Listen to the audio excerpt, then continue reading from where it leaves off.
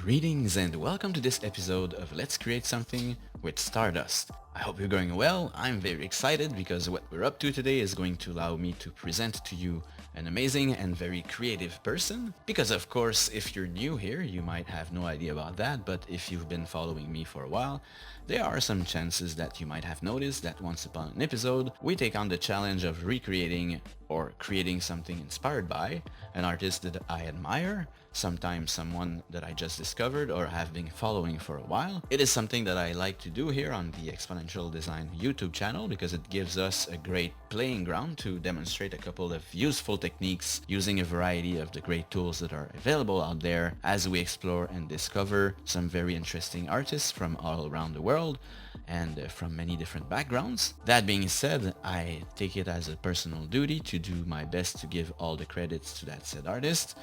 Sometime it is going to be someone that I personally stumbled upon, and don't worry, in those cases I will ask permission first. And by the way, I'd like to thank all those who have already done so. Up to now I had the chance to get all the permissions granted, so far so good. I think it is for all of us a positive outcome. If you'd like to submit an artist that you'd like to see featured here, or even if you want to submit your own work because you're curious to see how I would create something inspired by it using After Effects and third-party plugins, you're more than welcome to do so by typing down your request in the comment section.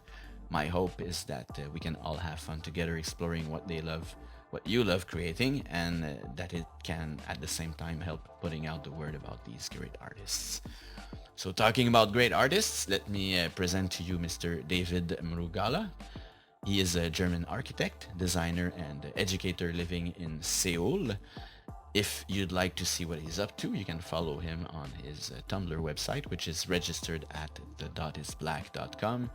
I really love to see what he comes up with, and he's been a great inspiration for me for a little while now. Here is something that I've once created based on a piece of his. I think in this case using no plugin at all, or if one, I think it was Trapcode Echo Space. But let me show you the piece we're going to explore today. It's this one. I think it's going to be a great challenge for exploring a bit of how we can work with multiple related particle systems coming out of a single emitter node. By the way, there is a video here demonstrating how it was created. In fact, it has very little to do with how we are going to carve ours into existence using our After Effects tools. The way it was done is much more concise because, you know, it was coded by hand using a software language called processing. It is what you would call a motion graphic tool that is aimed at highly savvy technical people, programmers, and mathematicians. But if you're like me, you love this kind of art, but your mind is wired in such a way that your understanding of mathematics is, well, for a lack of better terms of putting it, more emotional than rational. Or should I say your artistic behavior is more the one of somebody that gets his hands dirty and uses his intuition rather than of somebody who acts in a chirurgical manner and is extremely organized. In any case, it's a good thing that programmers do exist because they also build other kinds of environments like After Effects and its quote-unquote mods, allowing us who are unfortunately illiterate in the coding language to nevertheless explore this type of art. And who knows, maybe playing with it that way will get you interested in learning more about processing and creating art with code, a little bit in the same way that learning to drive an automatic car will make driving manual seem suddenly more enticing for some and not necessary at all for others. Of course, there are more than one way that we could go around and build that kind of thing. We could also do it with Trapcode Particular or even Tau. If you'd like me to do that in an upcoming episode, just tell me down in the commentary section. But the tool that we're going to use today is Stardust. This is the second episode we're building something using this particular tool, so we'll try to keep it as simple as possible. Since we're still pretty early on in this series, we'll try not to get overboard with obscure features and getting lost into something super complicated. So if you're ready, let's get right in After Effects and let's start this. We're gonna build this step by step. So let's create a new composition by hitting Ctrl N, and let's call this burst. We'll make it 1080 by 1080 and 720 frame will be sufficient. Let's click OK. Let's create a new solid, so Control Y, and let's make sure it's the comp size. We're gonna call that Stardust. Hit OK. And let's apply Stardust from our effects and preset panel here. Let's apply that on our solid. And we're ready to get started. By default, we've got this pretty standard particle emission. First thing we're gonna do is we're gonna go in the emitter. And yeah, we should have this little panel here. If for some reason you don't see it, just click the open button here and dock it anywhere you want. So first thing we want to do is get in the emitter, and for the type, instead of point, we're going to set that to ring.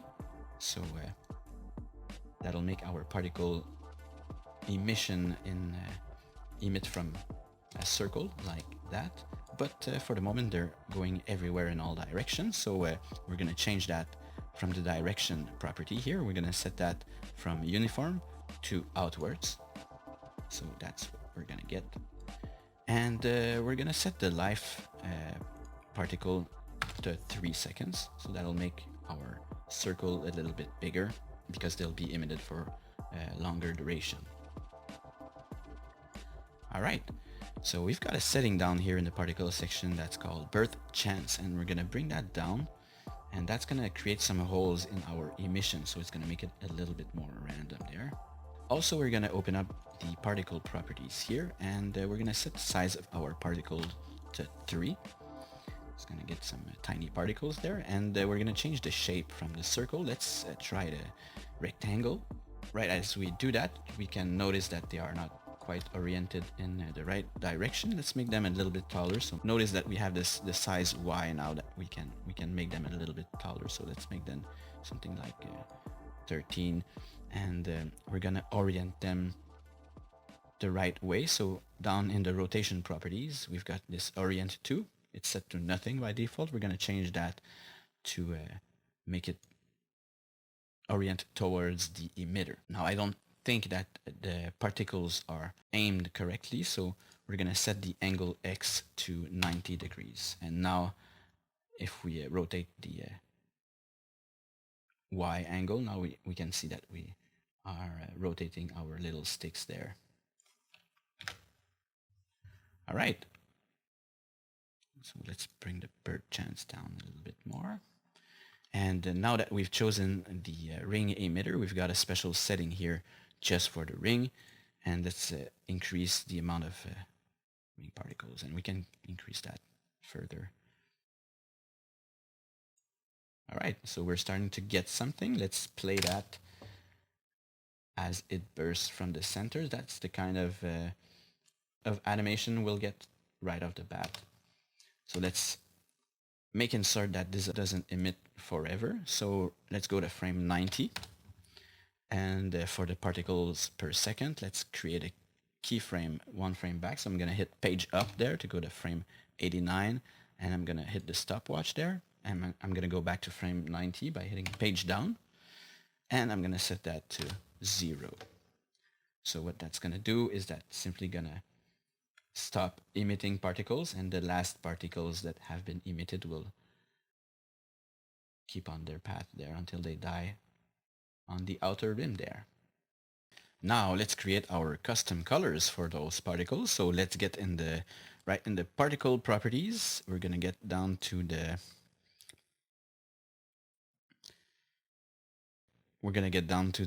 particle color, and instead of solid color, we're going to tell it to get random from gradient.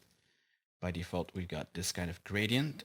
So let's do that. Let's set that to linear, and let's bring that a little bit onto the left here. And now we've got half of them that are black and half of them that are white.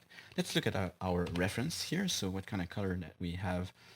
Some kind of a teal, a pure red, some kind of a dark purple there, and a little bit of pink, magenta. So let's choose those kind of color. Let's get our pure red here, and let's, for a second color, let's get our dark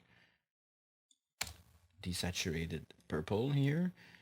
Let's also click anywhere on there to add one more, and we're gonna get our magenta and also our teal blue, something like that maybe. And we know that we want to have most of them that are red.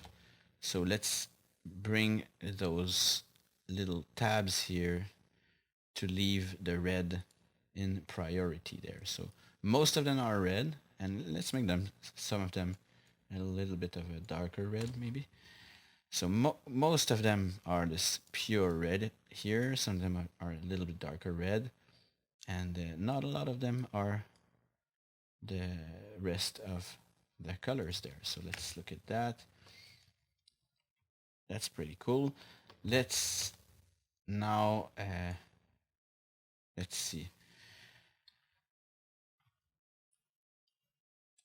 Let's increase the amount of rings that we've got here to get even more in there. We can also increase the amount of particles here, but let's get on the frame there because that's the one we've keyframed here. We've set it to 0 at frame 90, so let's go on frame 89 and maybe we can add that a little bit. So 120 there.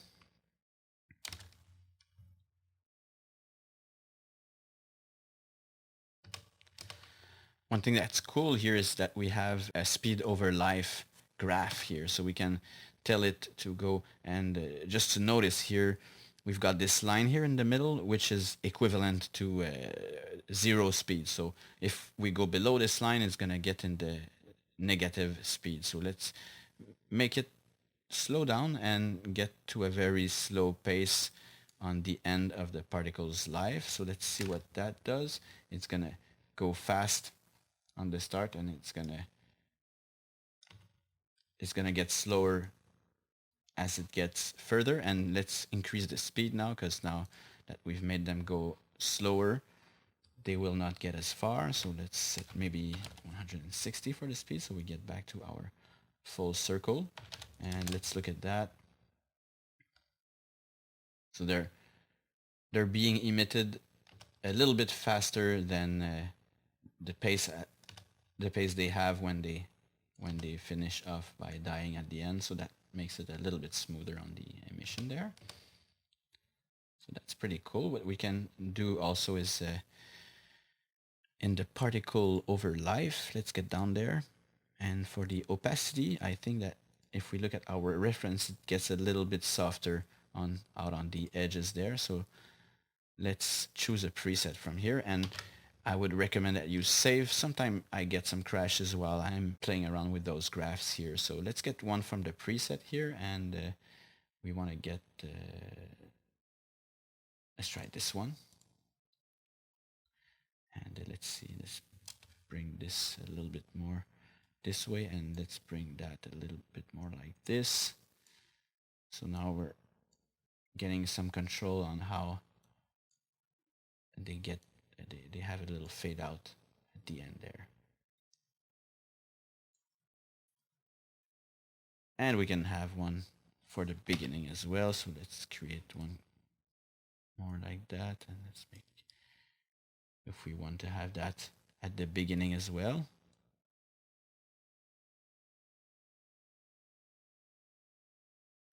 Whoops. Just go a little with ease when you're playing around with those near the edge there. And there. Now perhaps we want to make our circle in the middle a little bit smaller, and that's the emitter. So here we've got the size X. So if we want to make the hole in the center a little bit smaller, let's look at the size of our emitter here. We've got the size X, and let's bring that down to 50. And once again, we can increase the overall speed. Now we can make it go up to 200. And that's what we have now. Pretty cool. Now let's pre-comp that in such a way that we have something that loops. So let me show you how easy it is to do that, since we have our particles that really dies off, stops being emitted at frame 90.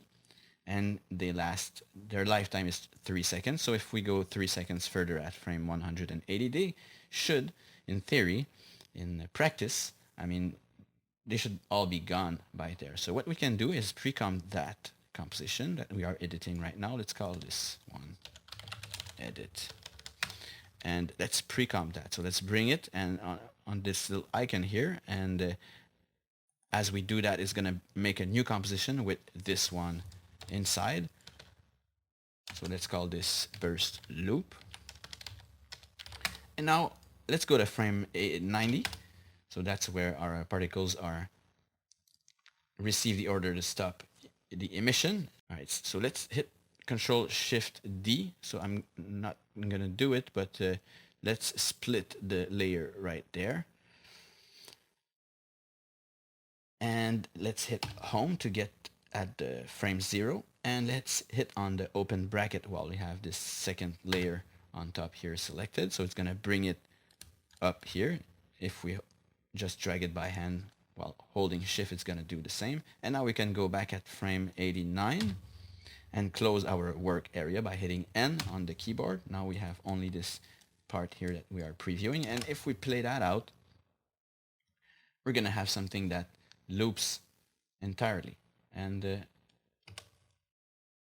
maybe we should have told our particles to stop emitting one frame further than that. So we're going to go ahead and do that. Let's double click to get in, and we're going to grab both of these keyframes here, and we're just going to bring both of these keyframes on the next frame. So let's hold Alt and hit on the right arrow on the keyboard just to bring both of these keyframes here without moving this around. And let's go back and let's see how it looks. Now it doesn't seem like we have a cut there. So what's happening is that we've got our first instance here that plays there until it gets to this point here. And then let me show you. And then we start by doing this. So it's offset perfectly the way it should. If we had it a little earlier, then we would get a gap in between. But since our particles are dying off at the right moment, we are getting this seamlessly looping 90 frames animation right there. That's pretty cool. And now in here we can make ourselves a background here, maybe of a lighter color. While we're at it, we can perhaps make it the background color some kind of a bright gray like that. So let's create a new solid, Control Y. Let's make it some very bright gray color, and let's bring that down right here. All right, that's pretty cool. So now that we've got our thing looping, let's make a quick comparison with our reference image. So those pieces look quite much taller than what we have here, since we've changed the color. When we had only one color, they were connecting each other. So it seemed like they had longer particles. But let's see what we can do to make it a little bit closer to our reference image. So first, I'm going to just pick up the background solid here that I've created. So let's copy it, Control C, and I'm going to get back into the edit comp, and I'm simply going to paste one here to get one there. But I got to make it a guide layer, or else it won't work when both of these are stacked on top of each other, because the solid will hide the other copy of our instance there. So here we've got our colors and our loop set up. So we're in the edit comp. We still got access to our particle properties. Let's emit a second set of particles. So what's really fun with Stardust is at any time we can select a node here and simply Control D to duplicate it. So let's shut this one down here so we can look at only one of the system. Now we just have to click anywhere here because by default both of those nodes were selected. Now this one is shut off. You see it's grayed out, and I'm going to connect this one to the emitter. So now we've got two systems that are exactly the same. First thing that we can do here, note that we're using only one emitter that has its own random seed here, which we can change to alter the results based on each and every settings that we have here, keeping them the same. So that's our second set of particles here. We can shift the seed here. So it's still being emitted by the same emitter, but it's going to have a different seed than this particle here. Let's make those taller. So let's go in properties, and let's make their size a little bit taller like that. and we're gonna mix both of them together. So let's put less particle in this one. So let's get to, now we can't change the particles per second for the emitter because it gets controlled by all. So let's get to the burst chance. Maybe we can have less of them.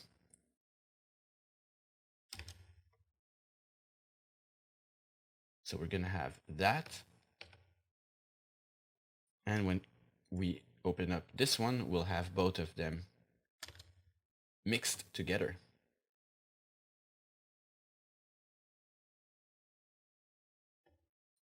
Which is pretty cool. One of them is going a little bit further because the streaks are longer. Maybe we can fix that by going into the properties over life for the particles, and we can maybe make their life a little bit less of a duration. So we'll have something like that, and they'll still be a little bit way past the first set of particles because they're taller. So what we can also do is to increase their size as they are born. So let's go into the size over life property, and let's get in the preset. I'm gonna select this one here.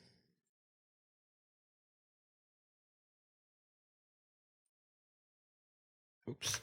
And we can undo those, which is kind of great. And let's mess around with that until we got something that makes a little bit more sense. All right, so now we've got a nice mix of both of these instances. Let's make these particles a little bit bigger, maybe.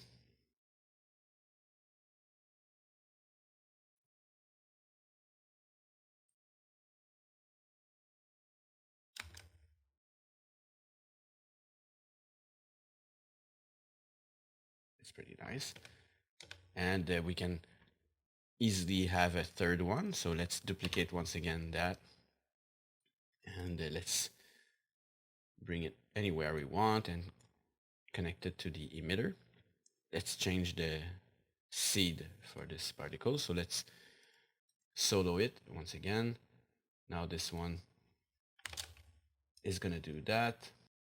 So this one, let's have some in between. So instead of having them very tall, and we can make them a little bit thicker maybe.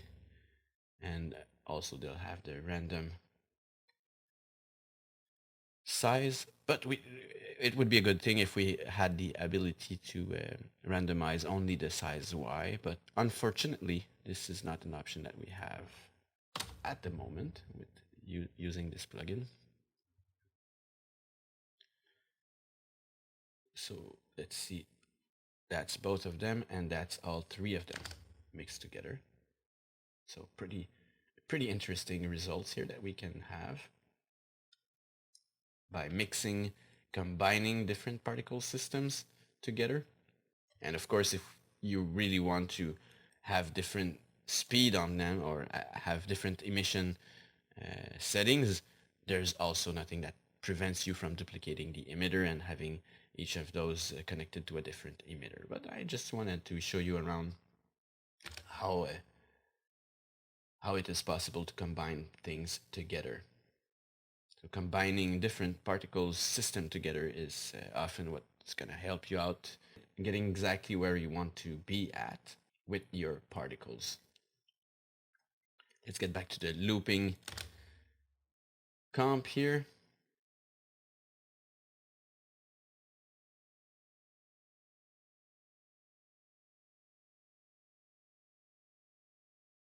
And that's pretty great.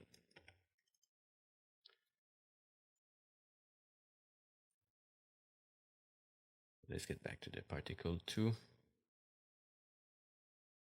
Let's isolate it.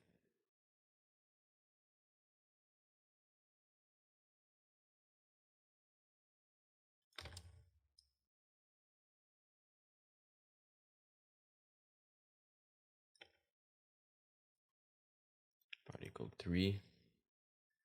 Maybe we can have even less of those. So this one is 33. This one is 33 as well.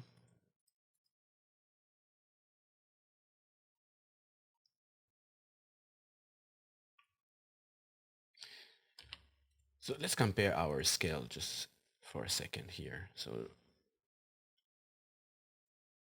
the first one is 13.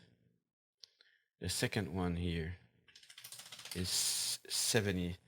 Let's put something a little bit less tall than that. And the third one, size X is 33. With a little bit of random, not too much. And let's see. So that's our third system. That's our first system. Let's have it a little bit less of those maybe. So then we can combine it with that, combine it with the third one,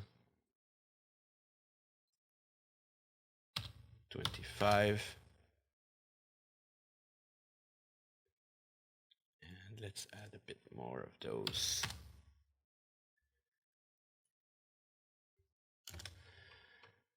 So now that's the kind of variation that we're getting. Maybe our little fade out here. So that's the opacity.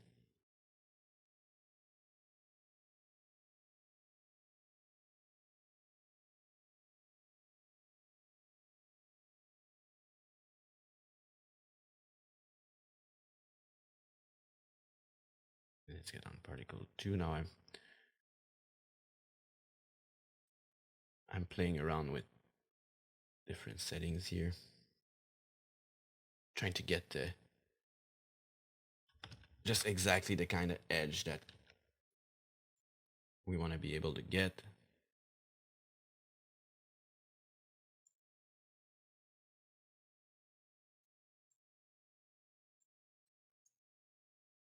And unfortunately it crashed. So yeah, that's gonna be the end of it for today. I hope that you had fun, and as always, thank you for watching, and see you next time.